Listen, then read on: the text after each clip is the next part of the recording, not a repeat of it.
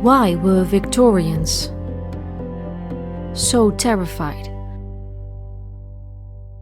of being buried alive? In the 19th century, being dead wasn't always as easy to prove as you might think. Doctors had far fewer tools than they do today. They could check for breathing, listen for a heartbeat, examine the eyes and look for other signs of life. But when those signs weren't convincing, things could get surprisingly strange. Smelling salts might be held beneath the nose, mustard could be placed inside the nostrils, and painful objects could be pushed beneath the fingernails. Some even tried intense heat or blasted loud noises near the ear, hoping for any sign that the supposedly dead person might react. And as medicine advanced, the experiments became even more elaborate. Doctors tested whether muscles responded to electrical stimulation. Others injected ammonia beneath the skin and watched for a reaction. These methods may sound bizarre today, but they reveal just how seriously people took the problem. Because sometimes the boundary between appearing dead and actually being dead wasn't as obvious as people wanted to be.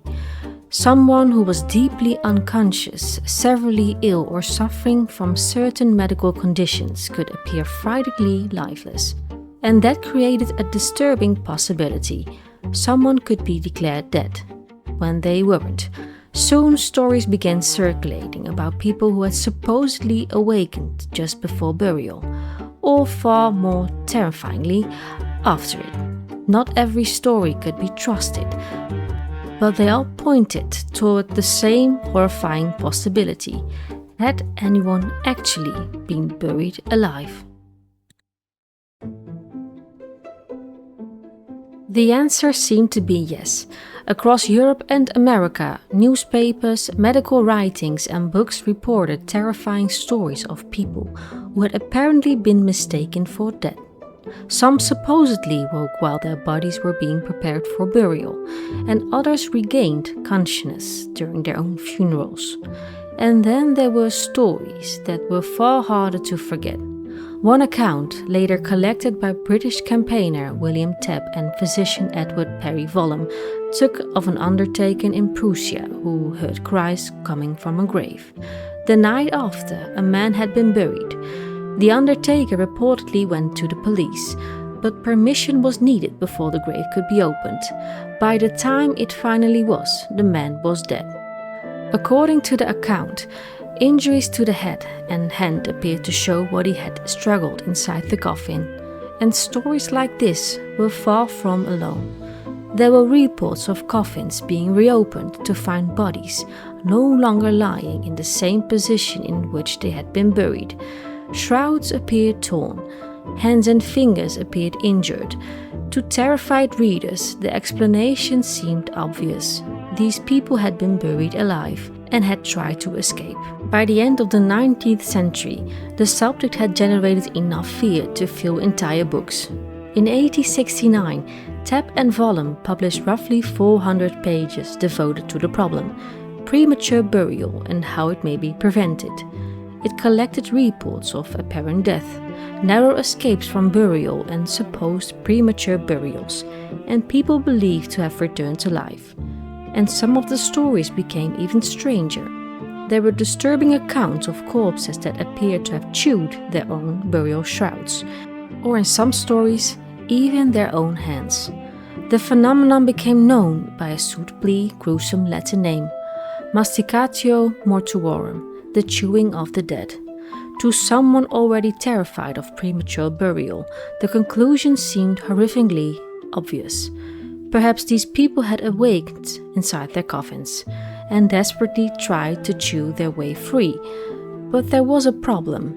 A horrifying story wasn't necessarily a true one. Some accounts had been repeated for years, and others were almost impossible to verify. And even disturbing discoveries inside a coffin didn't necessarily mean its occupant had awakened. Bodies can change after death.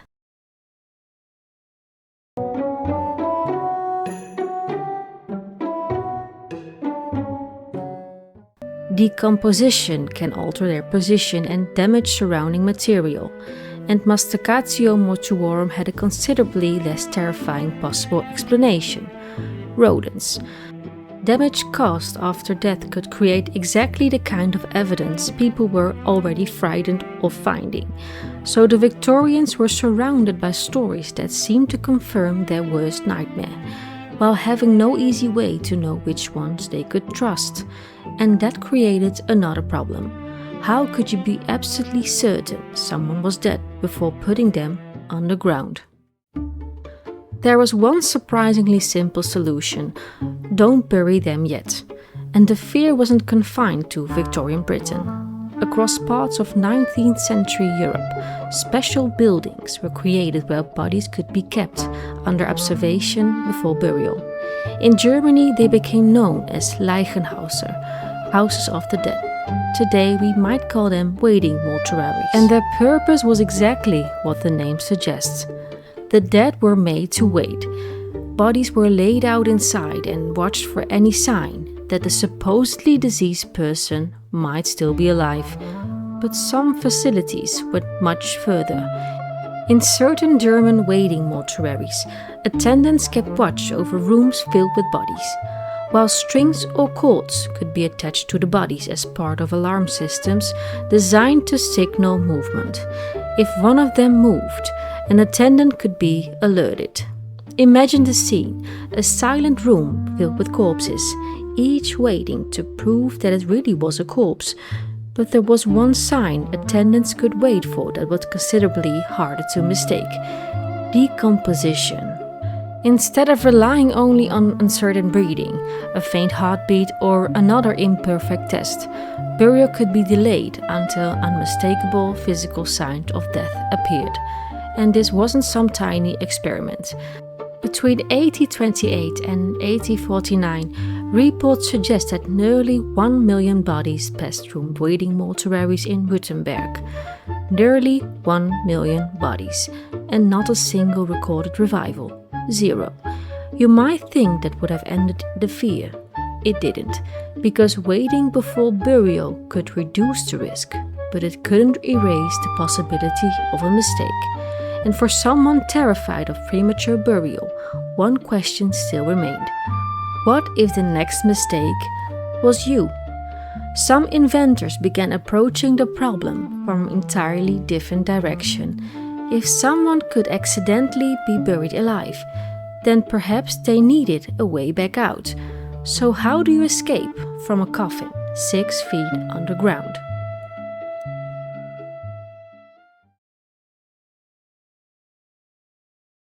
Inventors came up with an astonishing number of answers. They became known as safety coffins, coffins designed not just for the dead, but for someone who might still be alive. And there were a lot of them. In Germany alone, more than 30 different designs were patented during the second half of the 19th century. Some were surprisingly simple. A cord could run from inside the coffin to a bell above the grave. If you woke underground, pull the cord, ring the bell, and hope someone heard you. But bells were only the beginning. Other designs included tubes running from the coffin to the surface, providing a supply of fresh air. Some used flags or indicators that could signal movement underground, and others tried to solve the problem much more literally. One design, known as the Vester burial case, included a vertical tube leading all the way from the coffin to the surface, and inside that tube was a ladder. If the supposedly dead person woke up, they could attempt to climb out of their own grave, and if they couldn't, they could pull a cord and ring a bell for help. Then in 1882, American inventor John G. Kriegbaum patented what he called a device for indicating life in buried persons. A T-shaped pipe rested near the hands of the person inside the coffin. If their hands moved, the movement could travel through the mechanism and turn an indicator visible above the grave. More violent movement could push open the top of the apparatus. allowing fresh air to enter while the person waited to be rescued. But perhaps the most elaborate solution arrived in the 1890s. Count Michel de Karnice developed a device known as le Karnice, and unlike simpler designs, the person inside didn't necessarily have to find a rope and deliberately ring for help. The mechanism was designed to respond to movement itself. If the supposedly dead person began to move, the device could trigger automatically opening an airway and activating signals above the grave. In other words, the coffin itself was designed to announce, "This person isn't dead."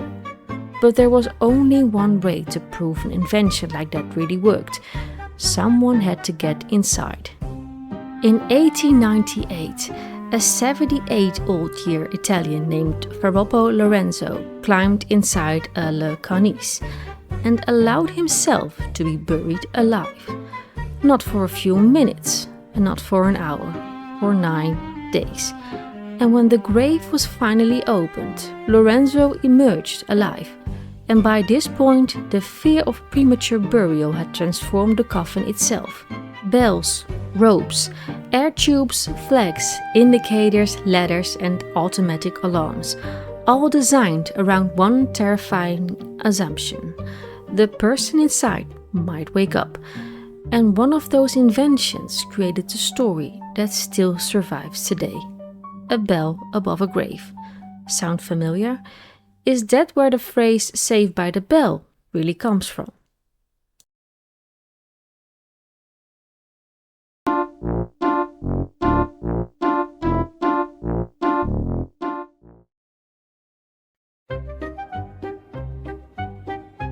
So, Saved by the Bell, it sounds perfect.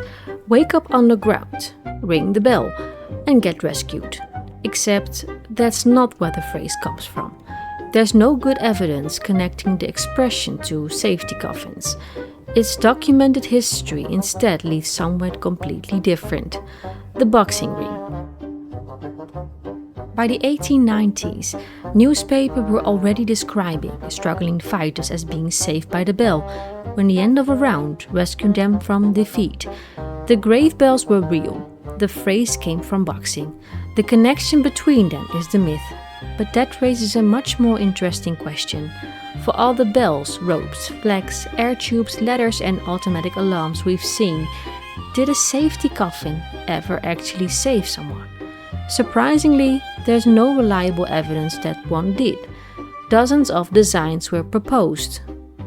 Some were patented, and some were demonstrated, but document cases of someone being accidentally buried alive, then rescued specifically because their safety coffin worked, are remarkably absent.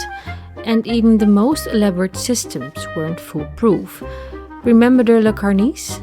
During one reported demonstration, an assistant was placed inside the coffin and buried to test the mechanism.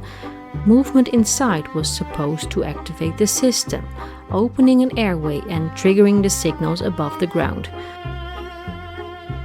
But when the assistant tried to activate it, the signal failed. Fortunately, he survived the demonstration and was dug back up unharmed. But the mechanical failure wasn't the only problem. Le Karnice was designed to respond to movement, and dead bodies can move. As decomposition progresses, a body can swell and shift inside the coffin, which meant the very process that proves someone was dead could potentially trigger the device designed to prove they were alive. Safety coffins had a fundamental problem. A bell only worked if someone heard it. A flag only worked if someone saw it. And an automatic alarm only worked if the alarm knew the difference between a living person and a decomposing body, which leaves us something strange: nearly 1 million bodies and 0 recorded revivals. Dozens of safety coffins designs without reliable evidence of dramatic rescues, and many terrifying stories of premature burial were difficult or impossible to verify. Yet the fear didn't disappear. It grew, So perhaps we've been asking the wrong question. Not how often were people actually buried alive, but why were Victorians so convinced they might be?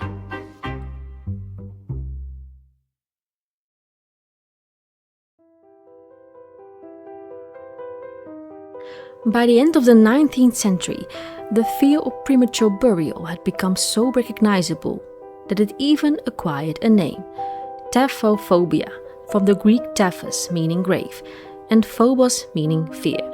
The term was coined in 1891 by Italian psychiatrist Enrico Marcelli, but by then the fear itself had already been spreading for decades. Newspapers reports, medical debates, and stories of people supposedly returning from the dead. And fiction. Few writers captured the nightmare more effectively than Edgar Allan Poe. In 1844, Poe published a story with a title that left very little to the imagination: The Premature Burial. Its narrator suffers from episodes from catalepsy, trance-like attacks that feed his obsession with being mistaken for dead. So terrified, in fact, that he prepares for his own burial in advance. The story was fiction, but that's why it tells something important. Poe didn't have to invent the fear of premature burial. His readers already knew it. They lived in a world of uncertain diagnosis, sensational burial stories, medical debates, waiting mortuaries, and coffins equipped with bells, ropes, and alarms. The possibility didn't have to be common. It only had to feel possible. And perhaps that is the real answer to our question. Victorians didn't need proof that thousands of people were buried alive. They only needed to believe that medicine could make the mistake once, and that the person inside the coffin could be them. Today, determining death is governed by far clearer medical criteria and standardized procedures than in the 19th century. The waiting mortuaries disappeared, and elaborate safety coffins became historical curiosities, and the bells above the graves fell silent. But one thing survived: the fear.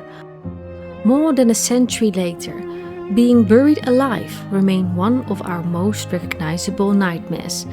It still appears in books, films, television, and horror stories around the world, because perhaps the Victorians understood something that hasn't changed very much at all. You don't have to believe. Being buried alive is likely to understand exactly why it would be terrifying.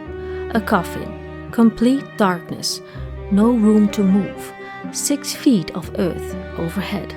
And one final thought: what if they were wrong?